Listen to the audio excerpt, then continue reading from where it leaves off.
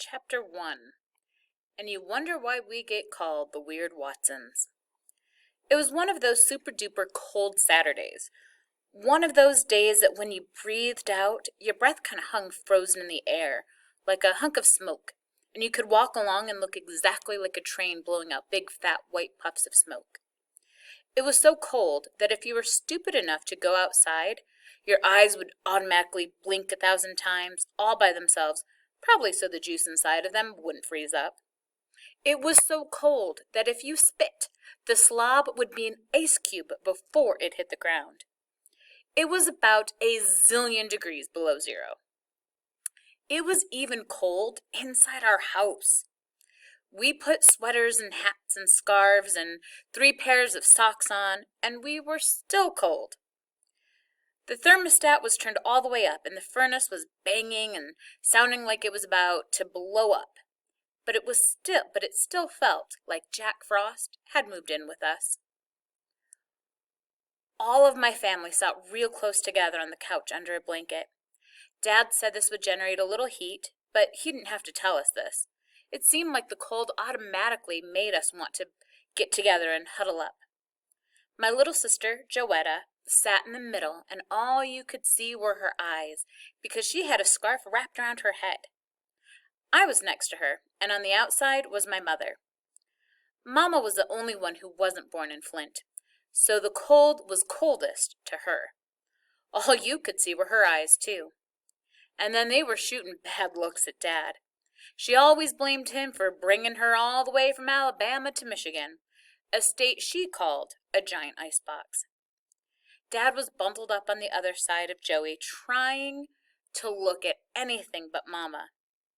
Next to Dad, sitting with a little space between them, was my older brother, Byron. Byron had just turned 13, so he was officially a teenage juvenile delinquent, and didn't think it was cool to touch anybody, or let anyone touch him, even if it meant he froze to death. Byron had tucked the blanket between him and Dad down into the cushion of the couch to make sure he couldn't be touched. Dad turned on the TV to try to make us forget how cold we were, but all that did was get him in trouble. There was a special news report on Channel 12 telling about how bad the weather was, and Dad groaned when the guy said, "If you think it's cold now, wait until tonight. The temperature is expected to drop into record low territory, possibly reaching the -20s. In fact, we won't be seeing anything above zero for the next 4 to 5 days. He was smiling when he said this, but none of the Watson family thought it was funny. We all looked over at Dad. He just shook his head and pulled a blanket over his eyes. Then the guy on TV said, "Here's a little something we can use to brighten our spirits and give us some hope for the future. The temperature in Atlanta, Georgia is forecast to reach," Dad coughed really loud and jumped off the couch to turn the TV off, but we all heard the weatherman say, "the mid-70s. The guy might as well have tied Dad to a tree and said, "Ready, aim, fire." Mama said, "That's 150 miles from home." "Willona," Dad said. "I knew it," Mama said. "I knew I should have listened to Moses Henderson." "Who?" I asked. Dad said, "Oh, Lord, not that sorry story. You've got to let me tell about it, what happened with him." Mama said, "There's not a whole lot to tell. Just a story about a young girl who made a bad choice. But if you do tell it, make sure you get all the facts right." We all huddled as close as we could get because we knew Dad was going to try to make us forget about being cold by cutting up. Me and Joey started smiling right away, and Byron tried to look cool and bored. "Kids," Dad said, "I almost wasn't your father.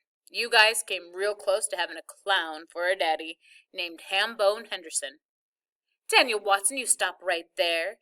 You're the one who started that Hambone nonsense. Before you started that, everyone called him by his Christian name, Moses. And he was a respectable boy, too. He wasn't a clown at all. But the name stuck, didn't it? Hambone Henderson. Me and your granddaddy called him that because the boy had a head shaped like a ham bone. Had more knots and bumps on his head than a dinosaur. So, as you guys sit here, giving me these dirty looks because it's a little chilly outside, ask yourselves if you'd rather be a little cool or go through life being known as the Hambonettes. Me and Joey cracked up. Byron kind of chuckled, and Mama put her hand over her mouth. She did this whenever she was going to give a smile, because she had a great big gap between her front teeth. If Mama thought something was funny, first you'd see her trying to keep her lips together to hide the gap. Then if the smile got to be too strong, you'd see the gap for a hot second before Mama's hand would come up to cover it. Then she'd crack up too. Laughing only encouraged Dad to cut up more. So when he saw the whole family thinking he was funny, he really started putting on a show. He stood in front of the TV. "Yup, Hambone Henderson. Proposed to your mother around the same time I did. Fought dirty, too. Told your mama a pack of lies about me, and when she didn't believe them, he told her a pack of lies about Flint." Dad started talking Southern style, imitating this Hambone guy. "Wallona, I heard tell about the weather up that far north in Flint, Michigan. Heard it's colder than inside an icebox. Seen a movie about it. Think it was made in Flint. Movie called Nanook of the North. Yep, do you believe for sure it was made in Flint? Flint, Michigan. Folks there live in these things called igloos. According to what I seen in this here movie, most of the folks in Flint is Chinese. Don't believe I seen nan one colored person in the whole dang city. You a Bama gal, don't you? Don't believe you'd be too happy living in no igloo.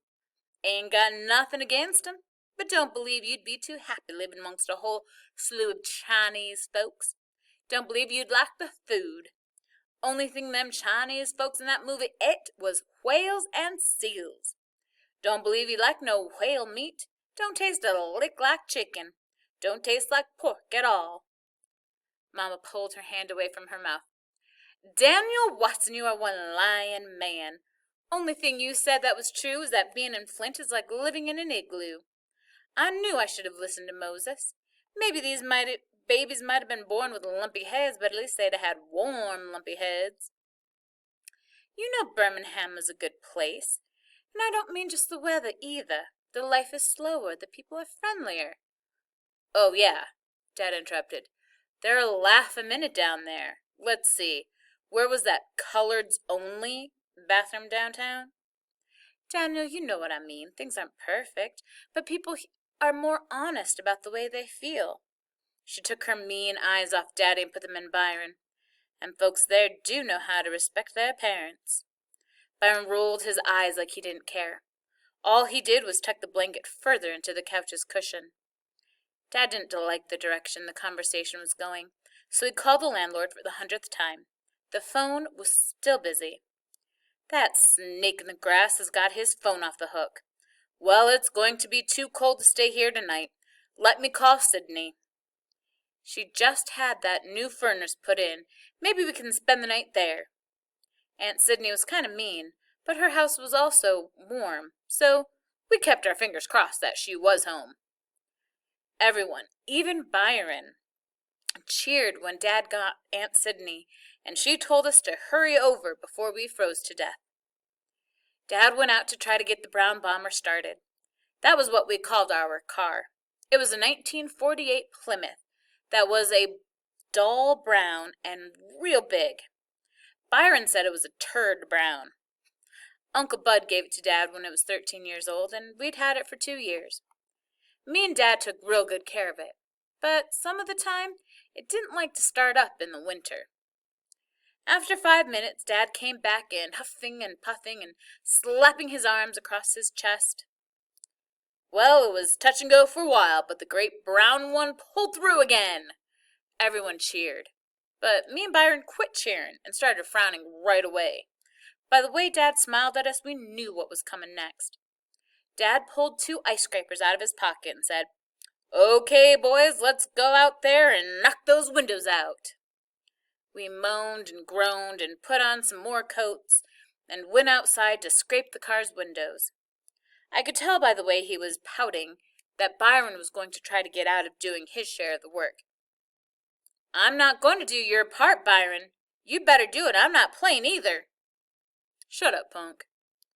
I went over to the brown bomber's passenger side and started hacking away at the scab of ice that was all over the windows. I finished Mama's window and took a break.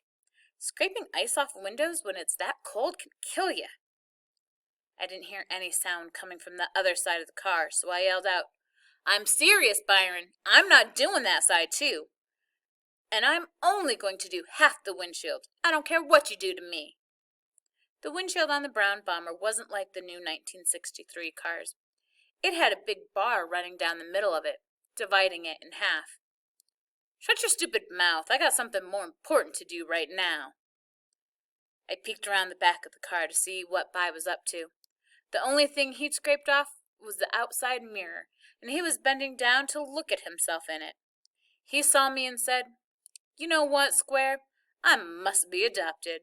There ain't no way two folks as ugly as your mama and daddy could have give birth to someone as sharp as me. He was running his hands over his head like he was brushing his hair. I said, Forget you, and went back to the other side of the car to finish the back window. I had half of the ice off when I had to stop again and catch my breath. I heard Byron mumble my name. I said, You think I'm stupid. It's not going to work this time. He mumbled my name again. It sounded like his mouth was full of something. I knew this was a trick. I knew this was going to be How to Survive a Blizzard Part 2. How to Survive a Blizzard Part 1 had been last night, when I was outside playing in the snow and Byron was running, and his running buddy, Buphead, came walking by. Buphead has officially been a juvenile delinquent even longer than Byron. Say, kid, By said, you want to learn something that might save your stupid life one day? I should have known better, but I was bored, and I think maybe the cold weather was making my brain slow. So I said, What's that? We're going to teach you how to survive a blizzard. How? Byron put his hands in front of his face and said, This is the most important thing to remember, okay? Why? Well, first we got to show you what it feels like to be trapped in a blizzard. You ready? He whispered something to Buphead and they both laughed. I'm ready. I should have known that the only reason Buphead and By would want to play with me was to do something mean. Okay, By said. First thing you got to worry about is high winds.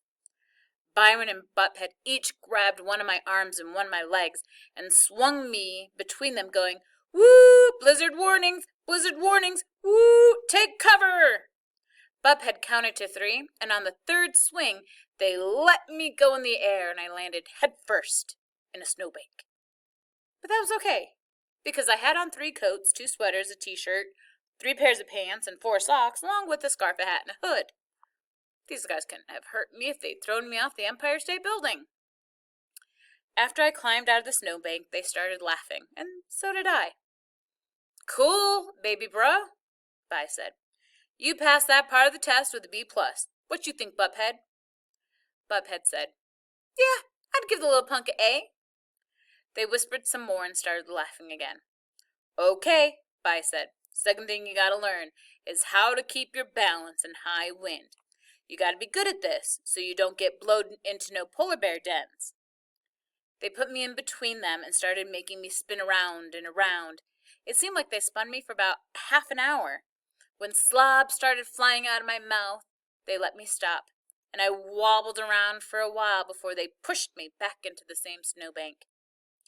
When everything stopped going in circles, I got up, and we all laughed again. They whispered some more, and then By said, What you think, Buphead? He kept his balance a good long time. I'm going to give him an A-. I ain't hard graded as you. I'm going to give the little punk a double A-. Okay, Kenny, now the last part of surviving a blizzard. You ready? Yup. You passed the wind test and did real good on the balance test, but now we got to see if you're ready to graduate. You remember what we told you was the most important part about surviving? Yep. Okay, here we go. Buphead, tell him about the final exam.